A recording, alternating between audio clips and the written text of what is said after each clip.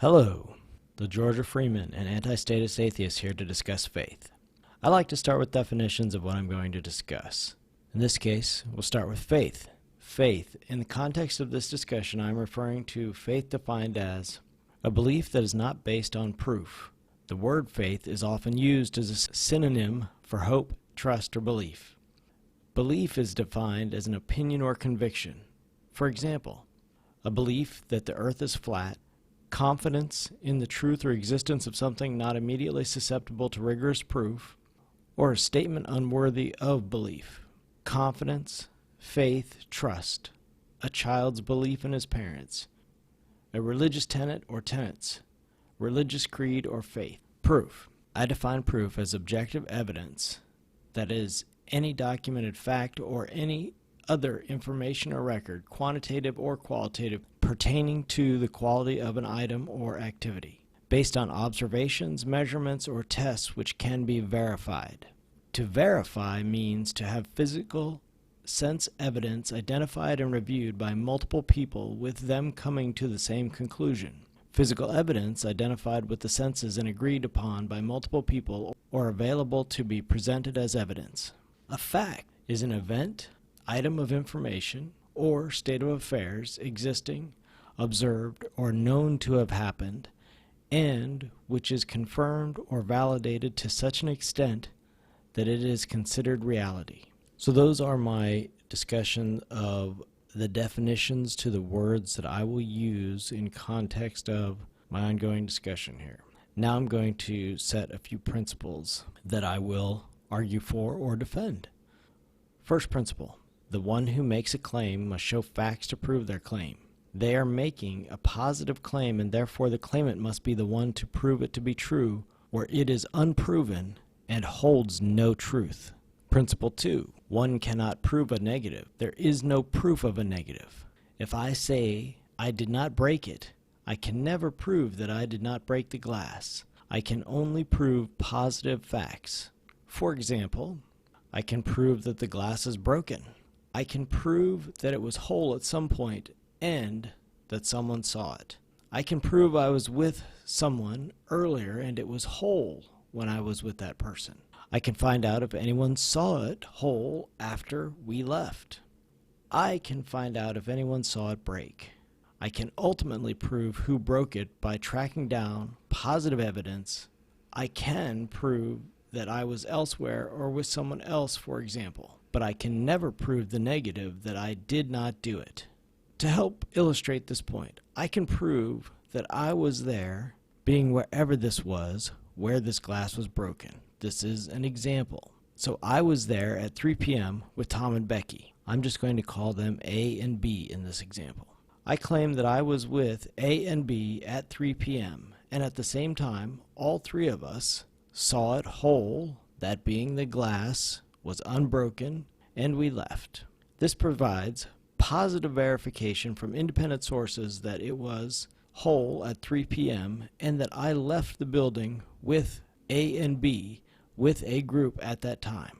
Then A returned independently with D, let's call that Joe, at 4 p.m. and found it broken. I can also prove that I was still with B at this time and not in that area. So now we have multiple positive factors. I have positive independent verification that A and D found the glass broken at 4 p.m. This now indicates that we have positive proof that the glass was broken sometime between 3 and 4 p.m. And I have again positive proof that I was not present at that time. This does not prove anything except that the glass was broken during a certain period and I was not there to break it. Based on these two principles and the definitions above, here's my position. In any case of an argument based on faith, the arguer must provide verifiable facts or proof, or there is nothing in question. I do not have to disprove any assertion based on faith, as I am not making a claim. For example, you can say that there is a pink unicorn that I must worship because you have a book that says so. I ask what evidence you have that the pink unicorn is in existence with special powers and that I must worship it. You say you have an old book that is a collection of articles collected over time that says it exists. This does not work, as it is called circular reasoning. You cannot say that I believe in something because a book says so and then use that book as evidence of its existence. I do not have to argue against it if you do not present any more evidence than this. All that I have to say is that I have no evidence of the pink unicorn's existence, and therefore I may simply disregard the idea as false. You say, please prove this is false. By principle, I cannot prove a negative. I cannot prove that I don't see the pink unicorn. I cannot prove that it exists, as it is based on faith. So it is not my job or responsibility to disprove it. It is a self-defeating claim without any evidence. I can only prove positives. I can prove the positive that I cannot touch it, that it cannot stop me from doing anything, that I cannot film it, capture it, or any other thing with it. I can do nothing with this creature. But at the same time, I cannot prove it does not exist, nor do I have to. If you make the claim, you must prove positive existence, or I can simply disregard the claim as false and baseless. Faith is acceptable to me as a simple evaluation of facts. For example, I am positive the sun will come up tomorrow. I have faith in this. My faith, beliefs, and opinions are based on the fact that the sun has made the same motion through the sky every 24 hours. That in fact, the earth is rotating around the sun, and that rotation will result in the sun shining over my head in approximately the same time every day. My personal experience allows me to believe, based on evidence, that the earth, moon, and sun will interact in approximately the same way tomorrow as it has today. I can test this. I can believe, pray, ask that the sun not rise tomorrow, and have great convictions that it won't.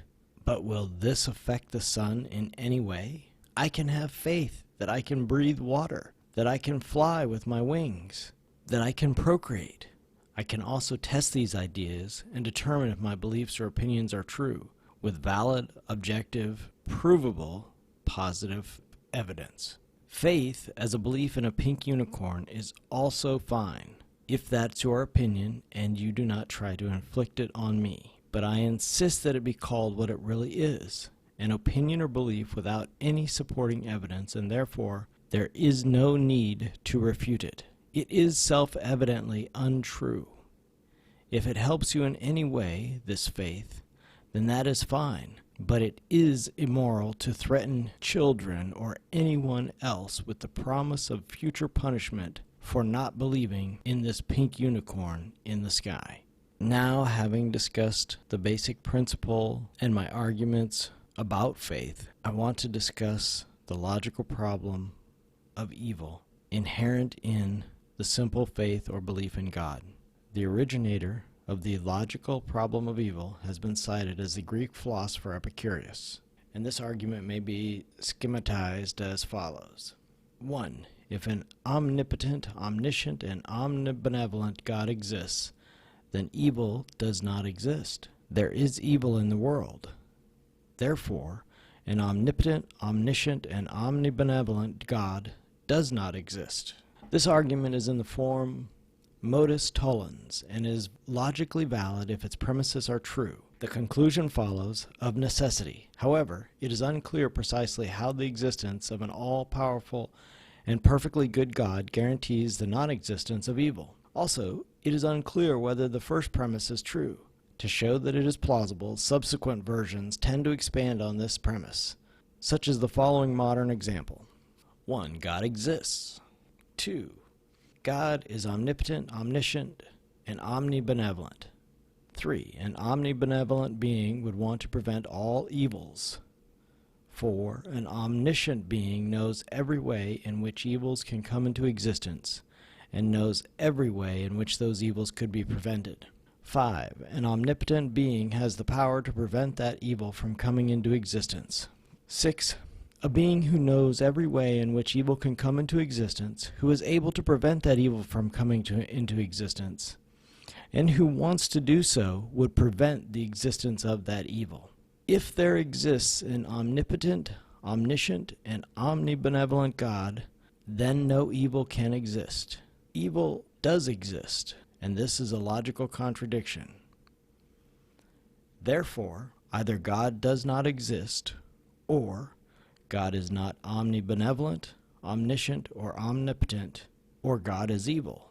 So either God is not all-loving, knowing, and powerful, therefore, not the God promised in the Bible, or God is these things and is simply evil and immoral.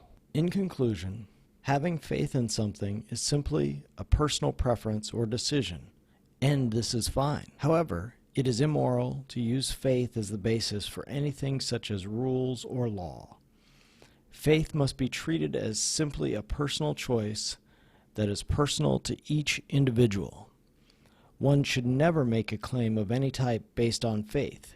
A claim on faith is self-defeating, and there is no reason to argue against it, as it holds no validity.